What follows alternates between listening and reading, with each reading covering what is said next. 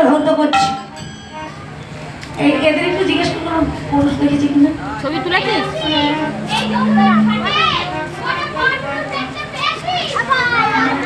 দেখিস নি কোনো পরপুরুষকে চারিদিকে একটু ভালো করে দেখতো? না না, কোনো পুরুষ নেই, এগুলো কি সবাই মেয়ে মানুষ, প্রকৃতি। আচ্ছা যা আমার বসন করে গেছে রে, বসন খুলতে হবে কিন্তু।